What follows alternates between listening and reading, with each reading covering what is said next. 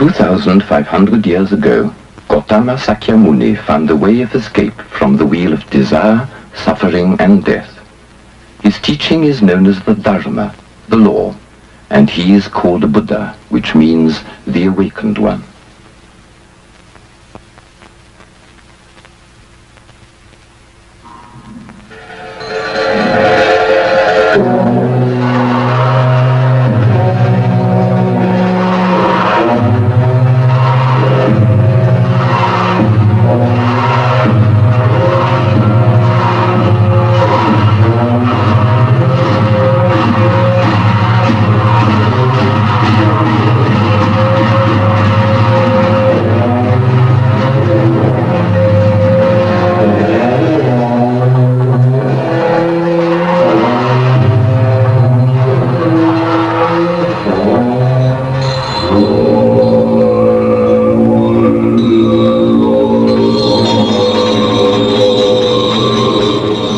Buddhism delivers us from ignorance and delusion, but it does not forbid the use of the imagination. It holds that body and mind encompass each other, and that the disciplined use of the senses can lead towards enlightenment. This is the basis of Tantrism, which has been practiced in the great monasteries of Tibet until the present day. Tibetan Buddhism, forbidden in its homeland, has now come to the West. These ceremonies are presented by monks from the Gyuto Tantric College.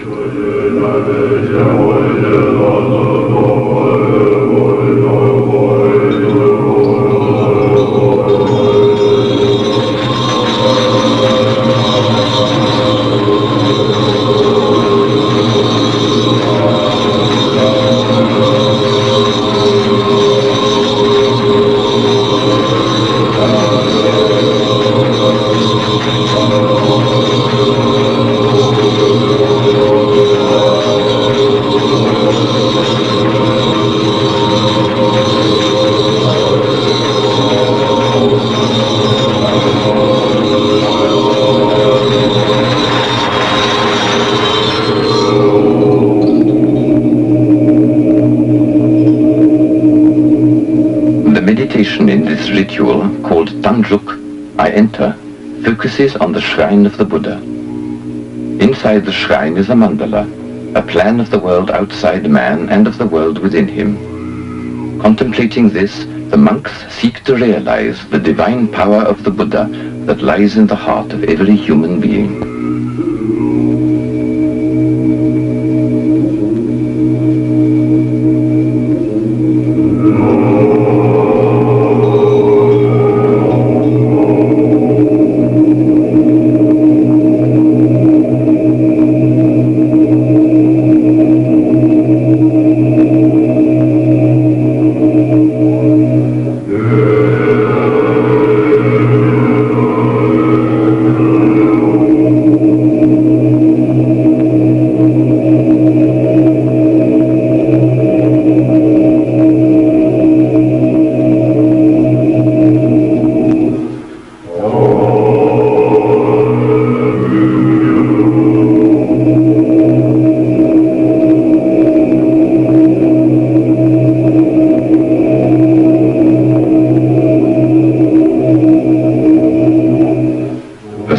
The invocation being chanted enters the heart and awakens the Buddha within. In this ancient style of chanting, preserved uniquely by the College of Gyuto, each monk sings more than one note at the same time.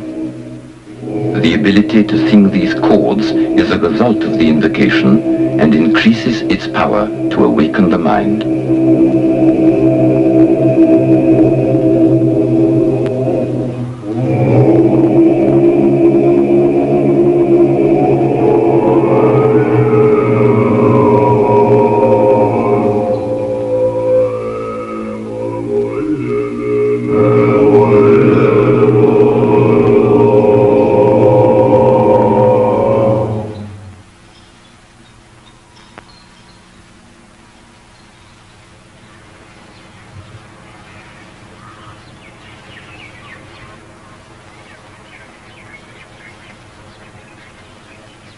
Dalhousie, in the foothills of the Indian Himalayas, the present home of the Gyuto Tantric College.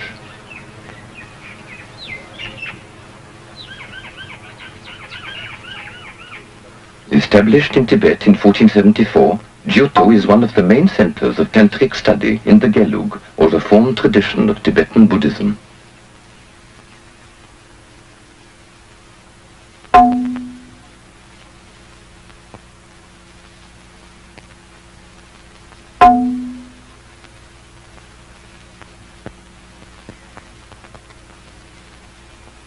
Dara Tulku, the 115th abbot of Gyuto. At its home in Lhasa, the capital of Tibet, Gyuto housed more than 900 monks, but only 100 were able to escape to India after the Chinese closed down all the monasteries in Tibet. Today the community has grown to 200 with the inclusion of novices between the ages of 7 and 14 who are being trained to succeed the older monks.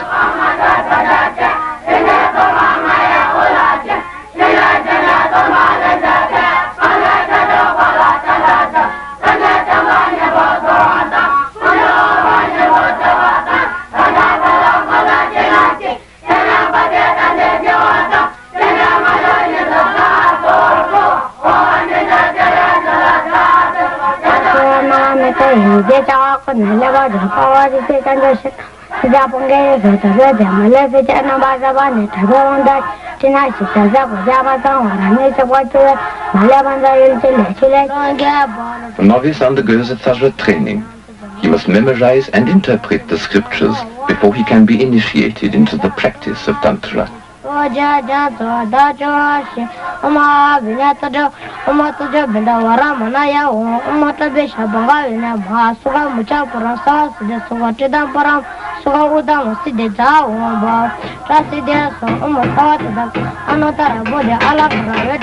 Every monk works on a craft to help support the monastery.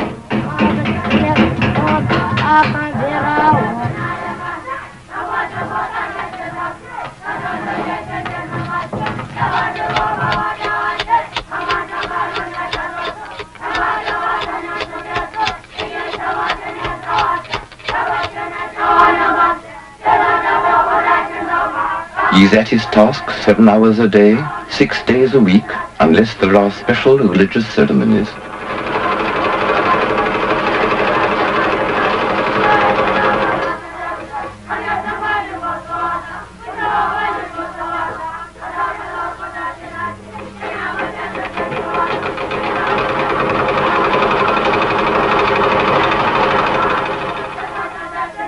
The creation of mandalas is a special art of the Gyuto College.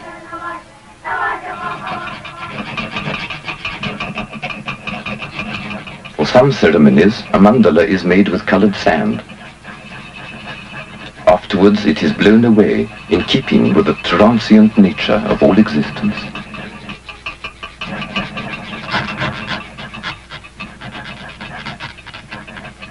A tantric proverb says, "A man cannot venerate a god unless he is a god himself."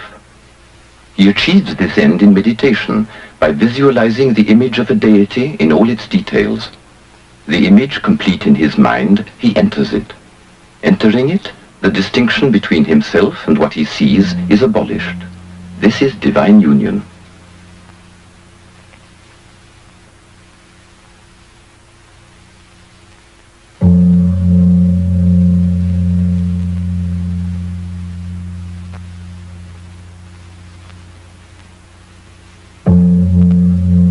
Having taken his vows, the duty of a monk is to think and act for the welfare of all beings.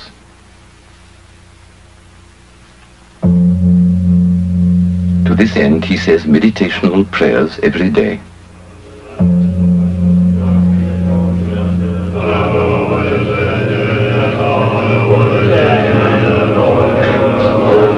In these daily prayers, the monk calls into himself the powers of the deity being invoked, which he may then use to help others on the way.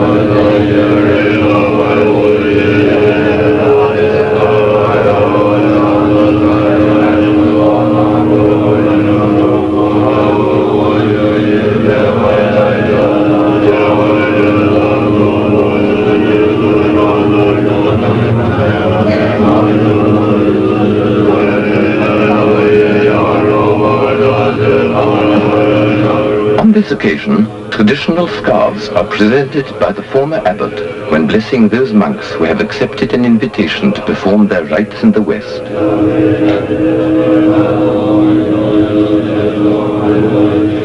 The leader of the group is their present abbot, Tara Tulku.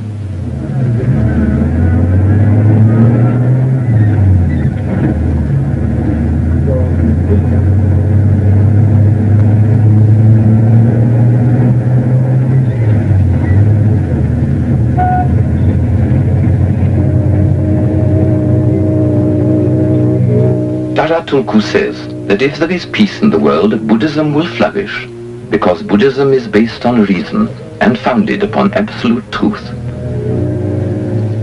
The teacher, Buddha, who has already discovered the truth, is showing us the way. Thus there can be no mistake as to our destination.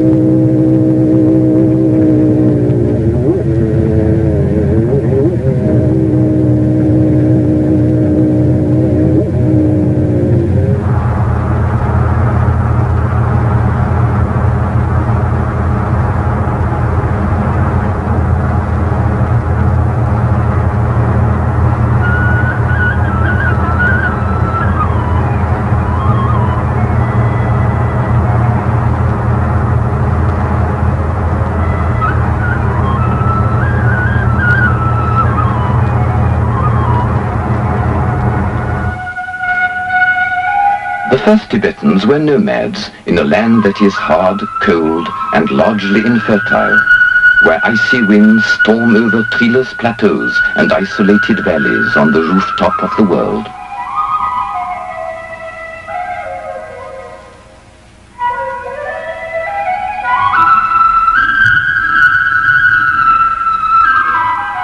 Settled life was difficult, and material advance was slow. But in this mountainous land, the mind, faced by the monotony of life and the awe-inspiring forces of nature, turned freely inwards and there met the awesome powers of the other world. From this confrontation with the world of spirits, both good and bad, there evolved the ancient shamanistic faith of Tibet, known as Bön.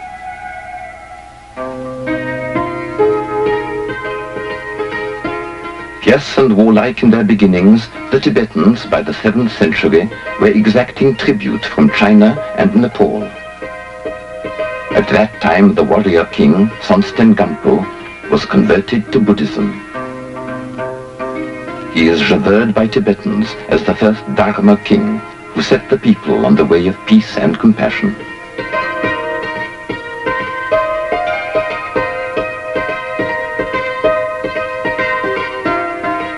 The prayer wheel became a common sight throughout the land. 1 century later, the second Dharma king, Trisong Detsan, invited from India the Buddhist tantric master Padmasambhava. Padmasambhava is taken to be an emanation of the Lord Buddha and the personification of his tantric teachings. He transformed the shamanistic beliefs of the Tibetans into those of Buddhism.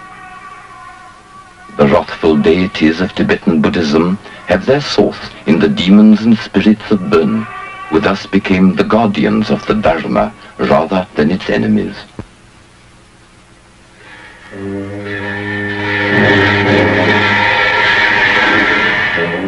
The outward similarity between the rites of Tantra and those of Bön allowed Tantrism to make swift progress. the Indian saint traveled the country, converting the people and exorcising demons.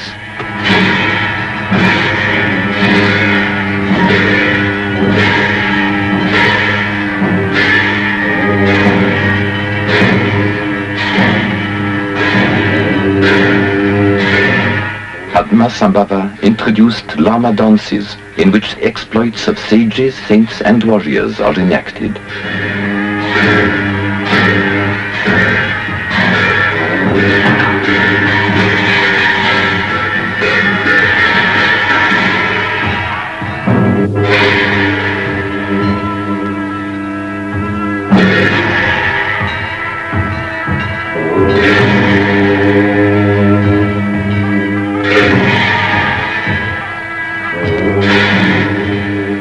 After the time of the Dharma kings, political unity in Tibet disintegrated because of the hostility of the Bon priests. Following a period of intense persecution, Buddhism emerged triumphant. The monasteries became islands of peace and security and slowly undertook the functions of government. Sacred texts brought from India were translated by monks into Tibet's own script.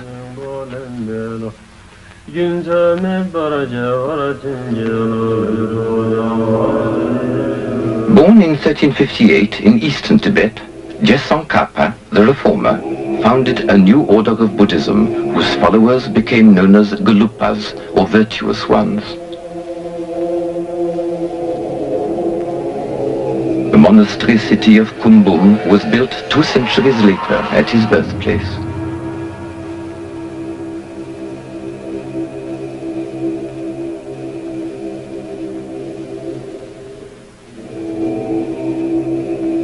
Tsongkhapa taught his followers never to lose sight of the highest ideal of Buddhism, to vow to endure the endless cycles of rebirth and existence until all beings had been brought to enlightenment.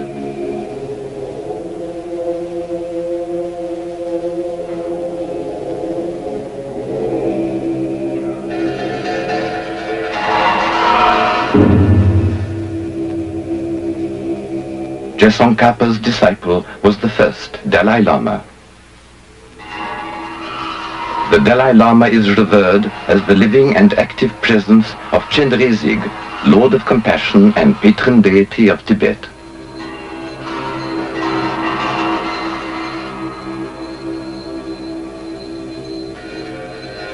The Tibetans recognize many incarnations, such as this boy. He is a tulku, an enlightened being, who has chosen to be reborn to help humanity. Jekunga Tondup, an incarnation of Tsongkhapa and a disciple of the first Dalai Lama, founded Gyuto Tantric College in 1474.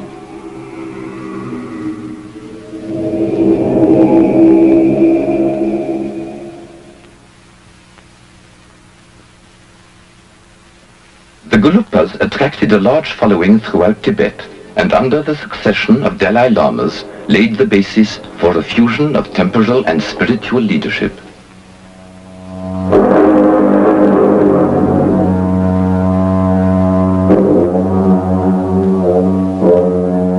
The Potala Palace in Lhasa was built at the end of the 17th century by the 5th Dalai Lama.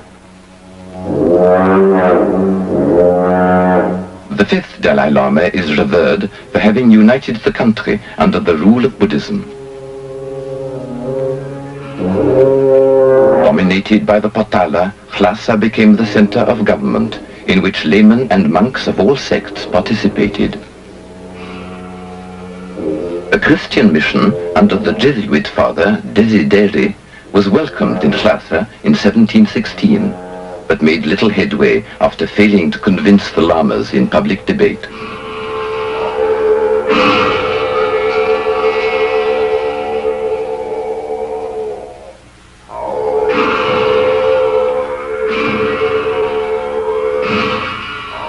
The line of Dalai Lamas continued to rule a unified Tibet throughout the 18th and 19th centuries.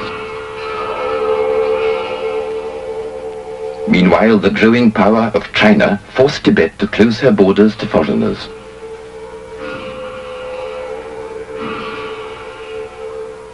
Tibet remained a hidden land until the turn of the 20th century, when explorers and diplomatic missions arrived from Europe.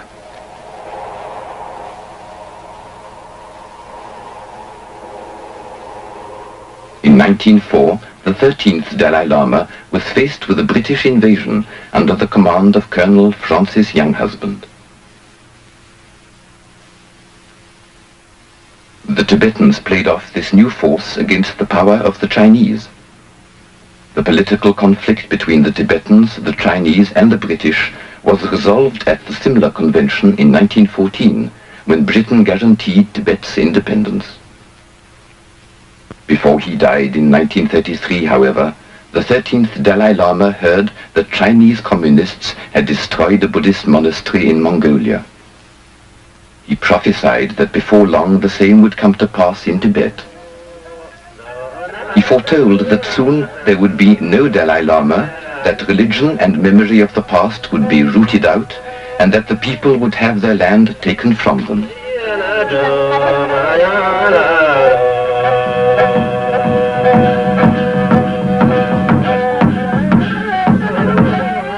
He warned Tibetans that they should prepare themselves spiritually for days and nights that would be spent in fear.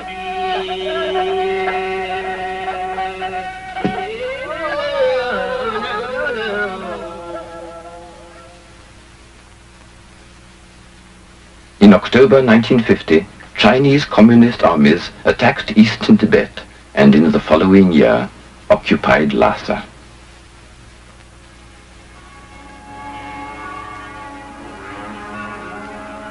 The Tibetans were forced to recognize the leadership of the communist government, while the Chinese agreed not to interfere with the status and function of the Dalai Lama or with the practice of Buddhism. The people proved stubbornly loyal to both. It became clear that the communists had no intention of keeping their word. This film, taken in 1958, shows the present Dalai Lama leaving his summer palace to visit the great monasteries of Ganden, Sera and Trepung near Lhasa.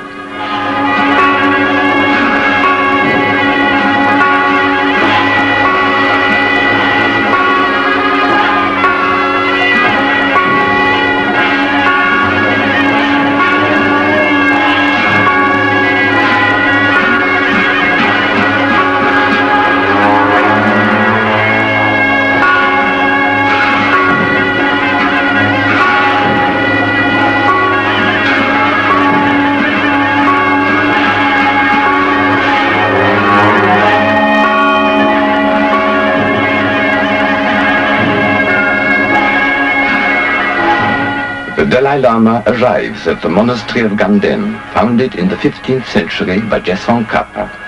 It is the home of more than 5,000 monks.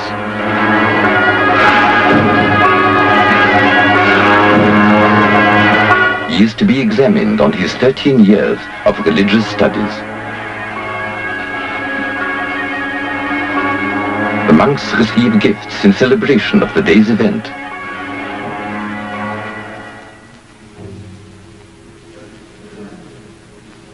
The Dalai Lama debates questions of theology and metaphysics with high lamas, with his tutors on either side. It is by no means certain that he will pass. First he answers questions put to him by his examiners.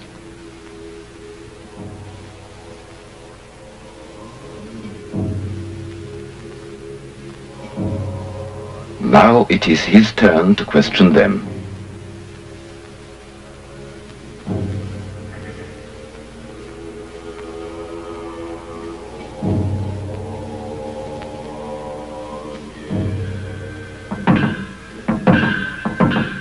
The successful completion of the first examination is marked by a festival of dancing.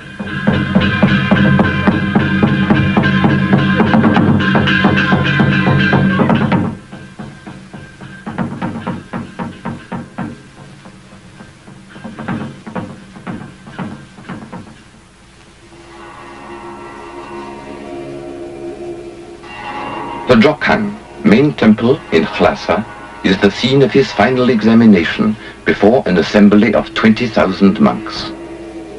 It took place during Tibet's New Year celebrations.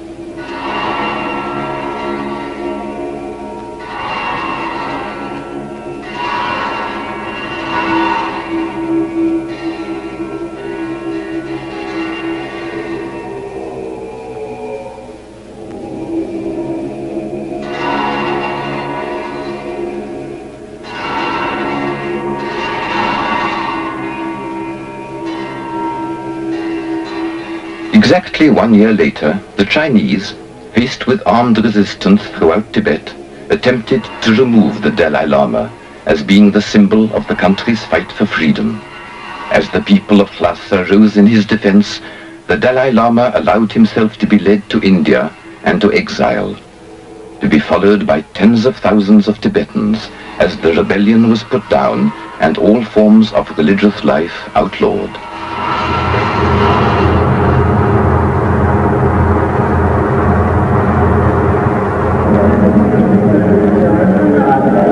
The Gyuto monks arrive in the West 14 years later.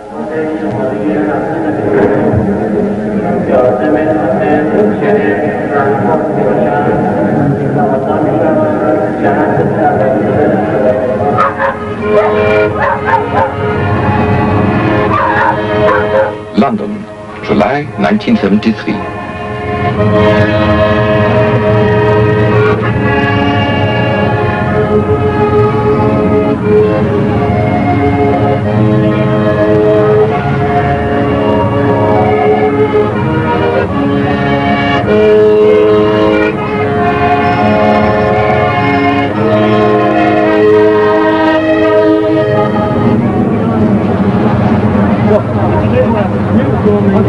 Don't get excited, don't get excited. Come up and another one. Here in the middle, guys. I've got you in the next. Mettez où il est? Comment? Comment je l'ai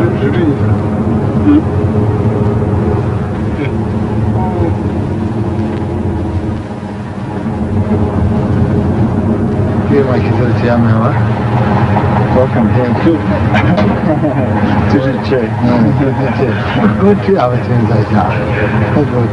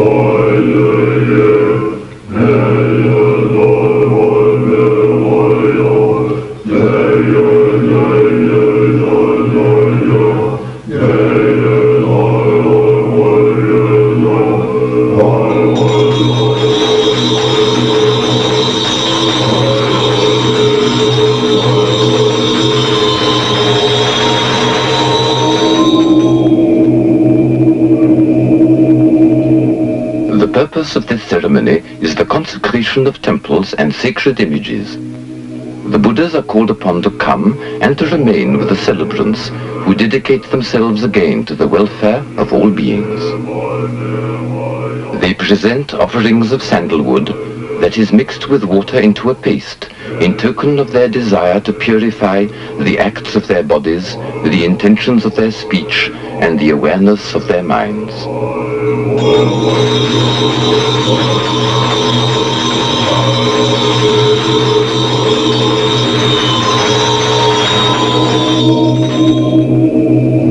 I wash the body of the Buddha to cleanse the body of all sentient beings. I wash the speech of the Buddha to cleanse the speech of all sentient beings. I wash the mind of the Buddha to cleanse the mind of all sentient beings.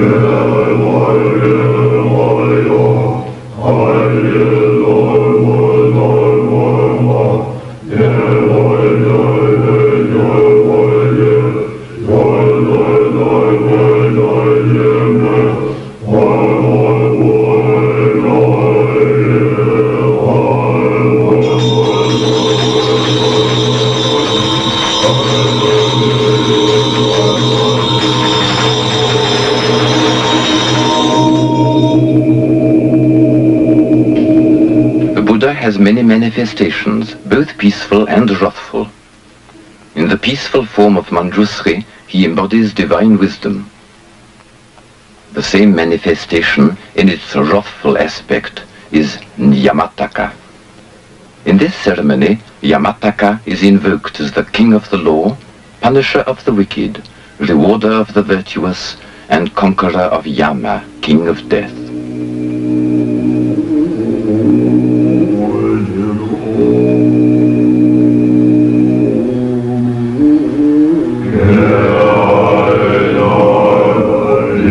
The abbot receives a silver chalice filled with a mixture of butter and honey, symbolic of the golden eye ointment.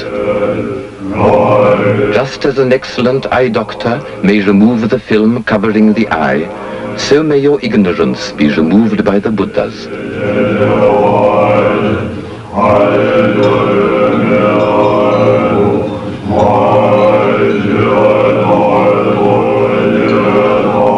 The abbot takes the mirror.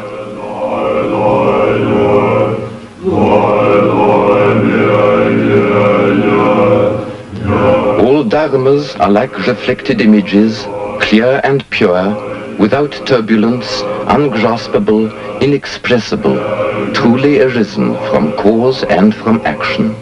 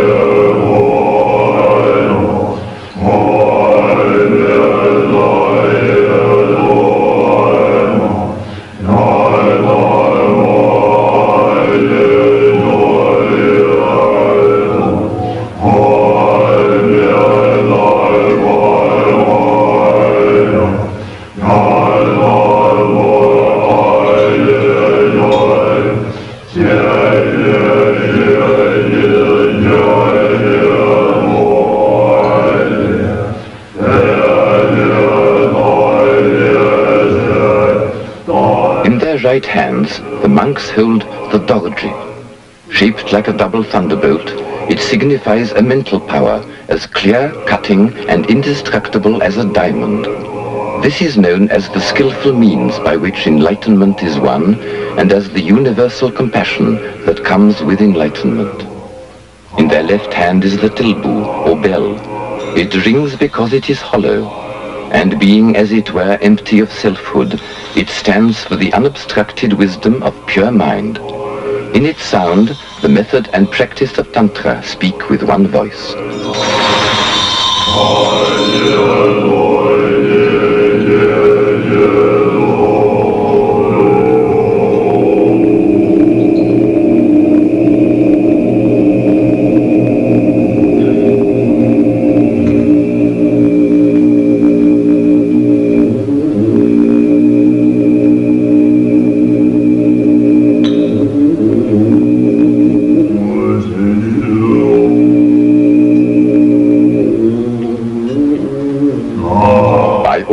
Of the Guru Yamataka, the wheel of Dharma will turn always for the good of all sentient beings.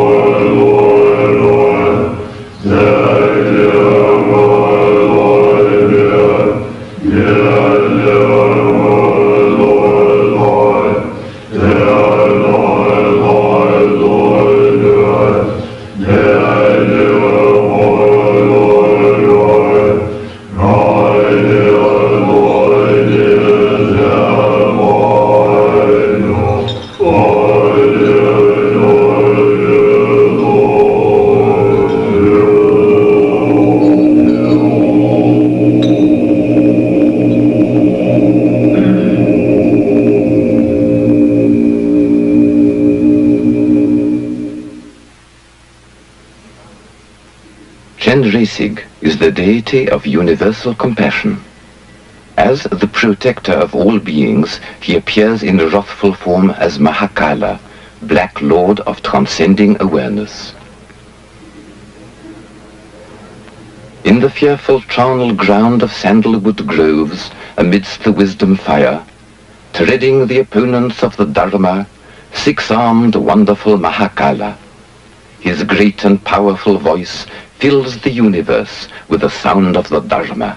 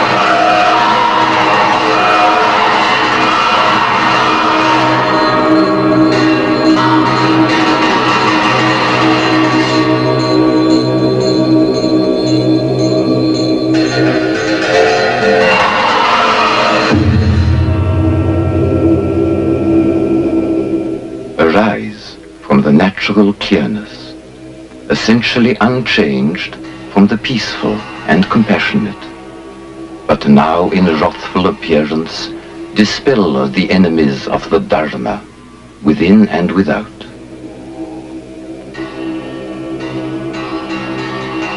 Great Mahakala, approach. Great Dark Mahakala, approach. Dark Mahakala of great goodness, approach. Great guardian of the Dharma, approach.